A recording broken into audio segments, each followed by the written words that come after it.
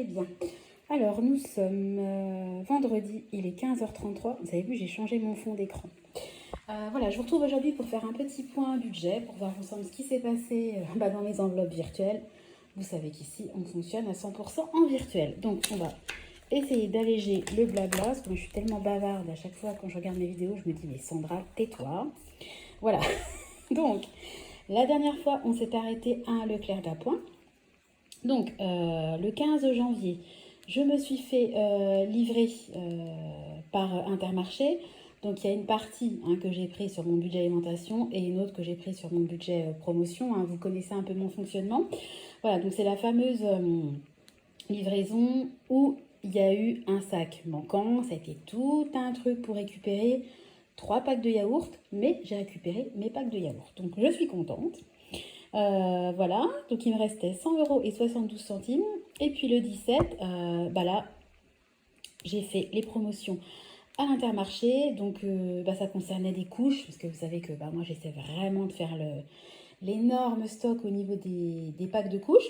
Ça m'a coûté 111,12 €. J'ai utilisé la cagnotte fidélité que j'avais un montant de 79,96 € disponible.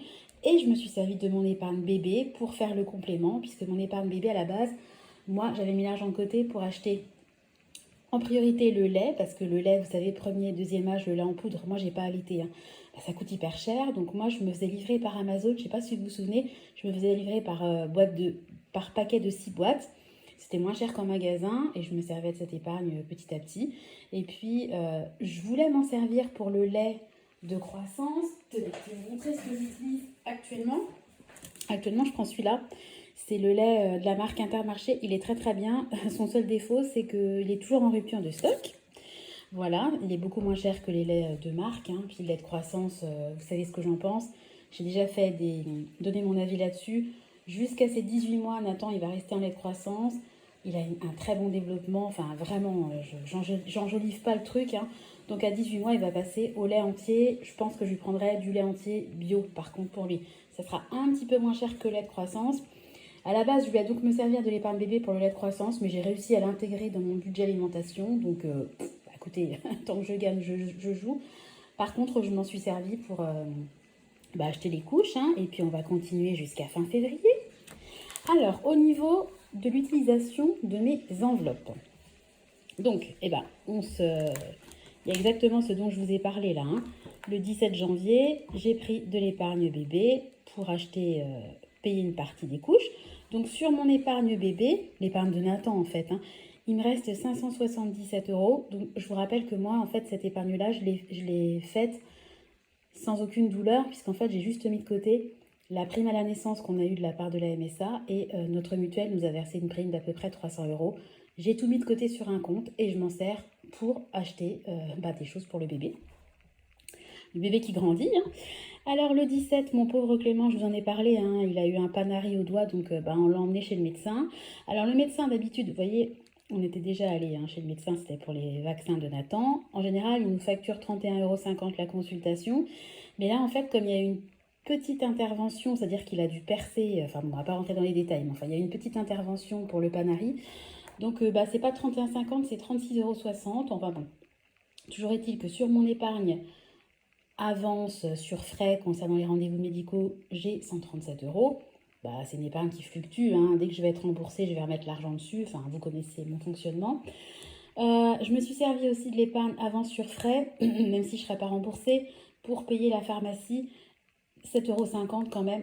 Bon, j'en ai parlé dans ma vidéo. Je trouve ça vraiment aberrant de payer 7,50 € de sa poche pour soigner un panari. Enfin, un panari ou n'importe quoi. Moi, je trouve ça inadmissible de devoir payer quand on est malade, quoi. Enfin, on a un système de sécurité sociale, je ne comprends pas. Et aussi un autre truc auquel je pensais, je vous parle de mon épargne pour me rembourser les rendez-vous médicaux. Il y a un truc, moi, que j'ai jamais compris, c'est pourquoi tout le monde n'est pas remboursé. Pourquoi les gens doivent sortir de l'argent pour être remboursés 40, parce que ça va très vite avec la Sécu. Bon, la MSA un peu moins vite, mais bon, c'est quand même pas très long. Je me dis pourquoi il faut attendre 48 heures en général pour se faire rembourser. Ça serait pas plus simple que quand c'est quelque chose qui est... que au moins le tarif conventionné, les fameux 23 ou 25, enfin je ne sais plus combien c'est pour un médecin généraliste, parce que nous il est au-dessus, pourquoi cette partie-là n'est pas automatiquement payée par la Sécu? Il ne pourrait pas faire un système comme ça, les gens auraient moins...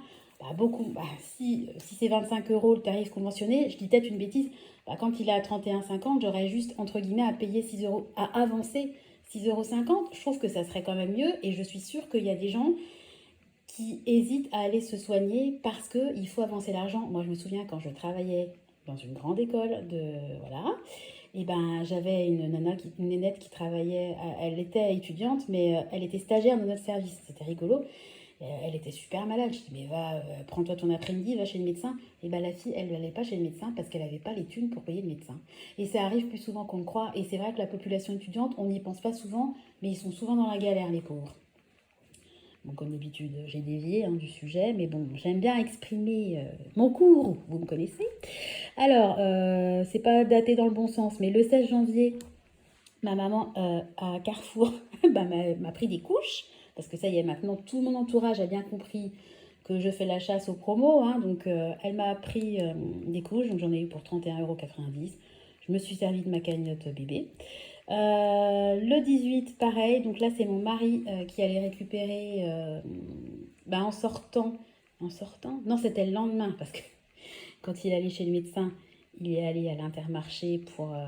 en sortant, il est allé à l'Intermarché pour récupérer des couteaux. D'ailleurs, attendez, je vais vous montrer. Il est là. Hop, il a récupéré un couteau comme ça, multi-usage.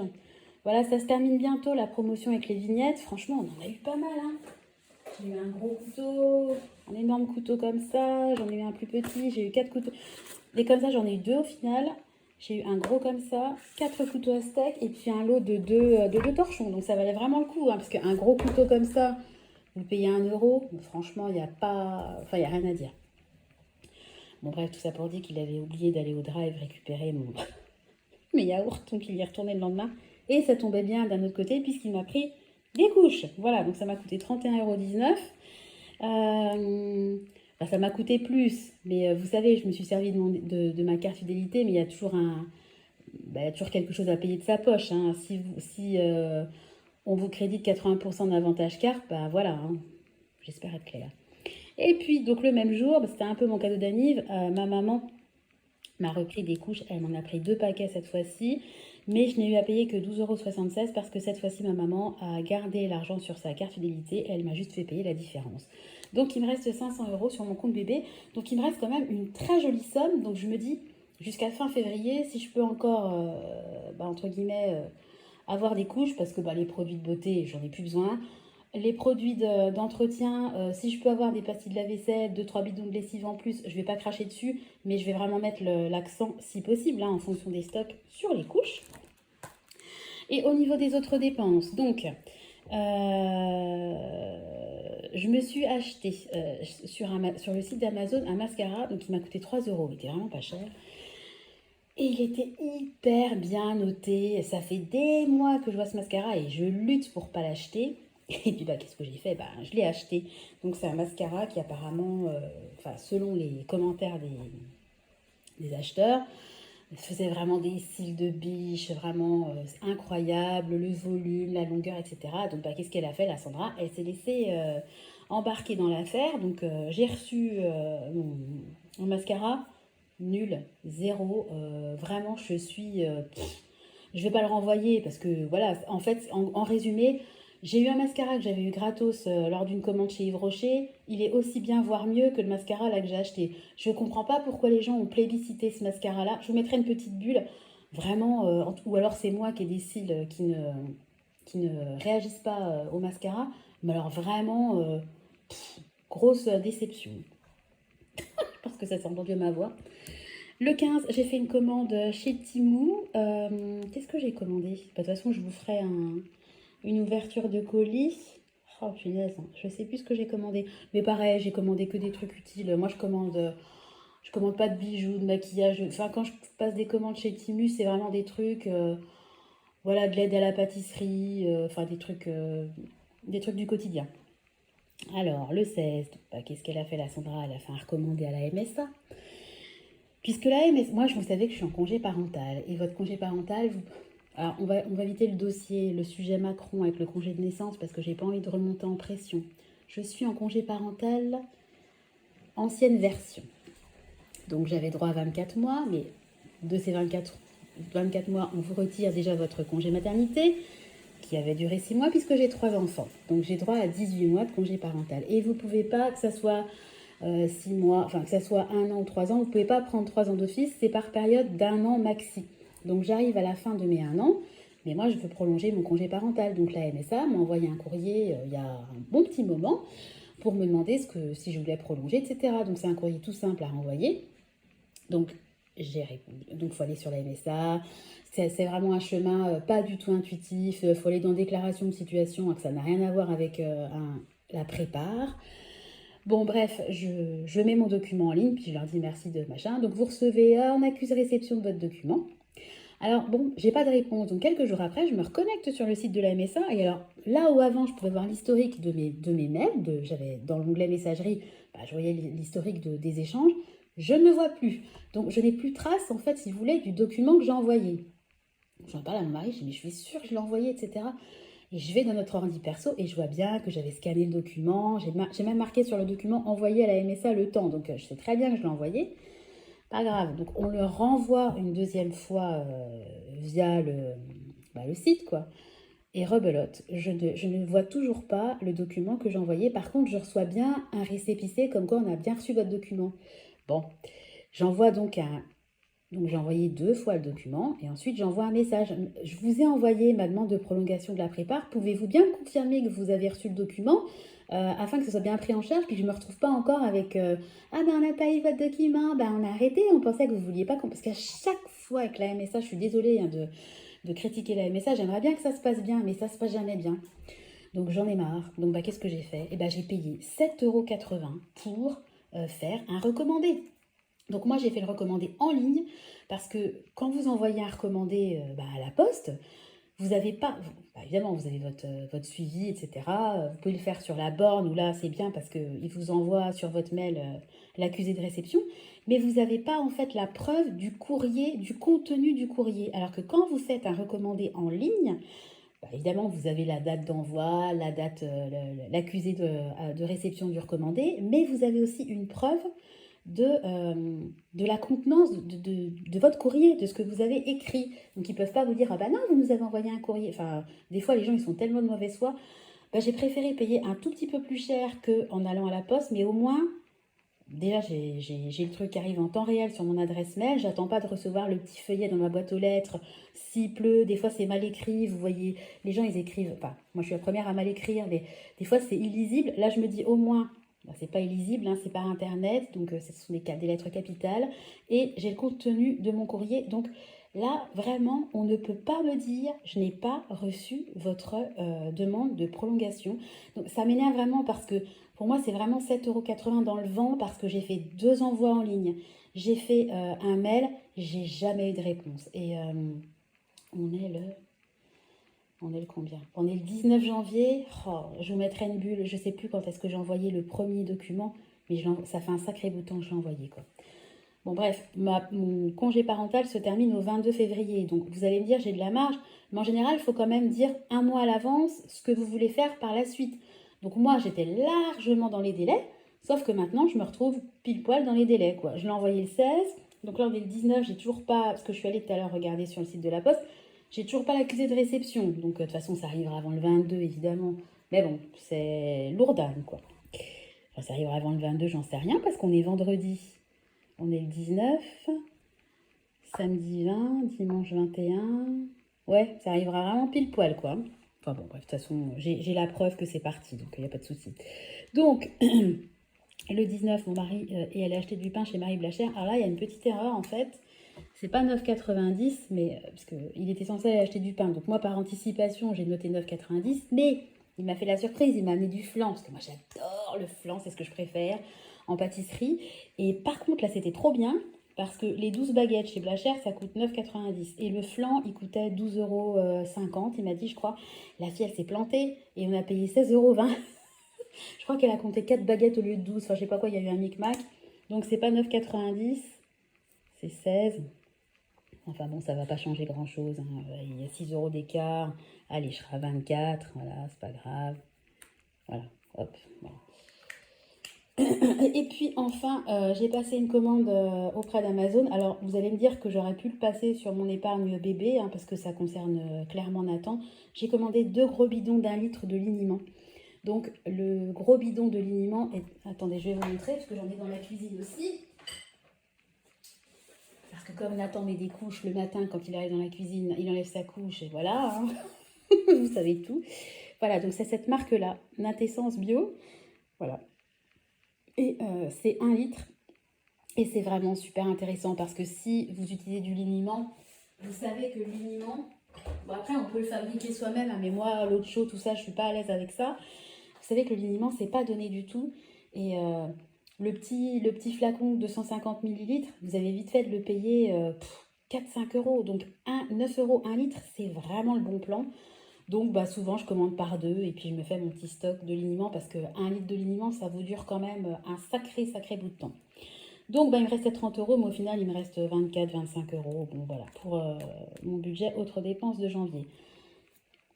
Je suis pas sûre qu'il n'y ait pas une petite...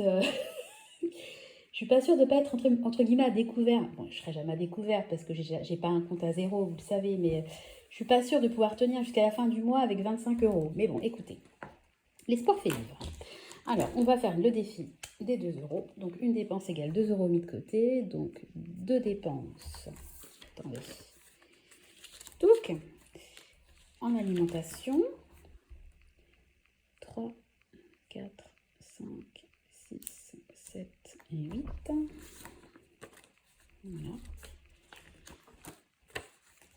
9, 10, 11, 12. Voilà. Alors, on a eu 12 dépenses. Donc, on va cocher 12 cases. Donc, on va essayer de ne pas faire comme la dernière fois.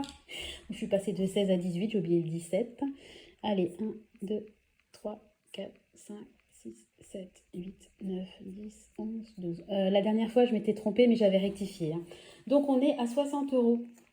Voilà, donc depuis le début d'année, bah, en gros, j'ai fait 30 dépenses par carte, puisque à chaque fois que je fais une dépense, je mets 2 € de côté et que j'ai 60 €. Donc, voilà, on est à 60 € dans mon petit défi des 2 €. Bon, bah écoutez, ça suit son cours. Je suis plutôt contente de ma semaine. Bon, après, il y a eu beaucoup de dépenses, mais au final, il y a énormément de dépenses qui concernent bon, bah, soit le médecin, soit les fameuses promos. Voilà, mon petit micmac de cagnotte fidélité, d'achat de méga promos, et puis voilà quoi, de livraison Intermarché. Vous connaissez la chanson. Voilà, et bien écoutez, j'espère que de votre côté, votre petit magot reste dans votre escarcelle. Voilà, que vos finances se portent bien.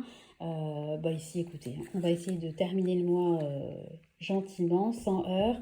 Bon, après, c'est vrai que janvier, il me reste 100 € pour le budget alimentation. C'est pas un super budget. Je me tape parce que j'ai... comment dire? Vous savez que moi, je fais un stock au niveau de l'épicerie, des pâtes, du riz, du ketchup, des sauces, enfin, voilà, l'épicerie. L'aide à la pâtisserie, la poudre d'amande, enfin tout ça. Et vraiment, mon stock a beaucoup diminué. Donc, j'aimerais bien me refaire un stock. Alors, moi, j'ai une épargne promo. Elle est là. Alors, attendez. Voilà, regardez, j'ai une épargne promo. Donc là, au mois de janvier, je me suis versé 50 €. Et j'ai 185 € hein, sur mon épargne promo. Donc, c'est pas naze. Donc, j'hésite à prochainement me refaire un petit stock.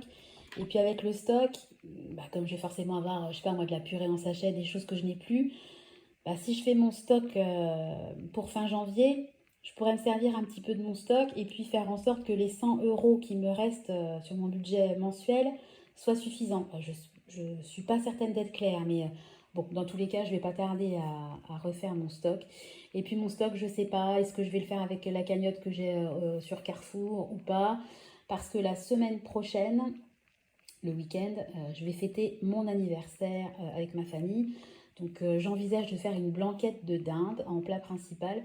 Mais ça, je pense que pour payer mon repas d'anniversaire, je vais me servir de mon épargne anniversaire où j'ai pas mal d'argent. J'ai 201 €. Donc comme j'ai pas d'anniversaire proche, le prochain c'est début mars, mais voilà, je pense qu'avec 201 €, je peux me faire quand même un repas d'anniversaire assez sympa parce que c'est la viande au final qui coûtera cher, puis les gâteaux. Bon, écoutez, je vais voir. Bon, je vais arrêter de tergiverser puis de réfléchir toute seule à voix haute. Je vais vous faire à tous de gros bisous et vous donner rendez-vous très bientôt dans une nouvelle vidéo. Allez, je vous embrasse. À bientôt. Bye bye.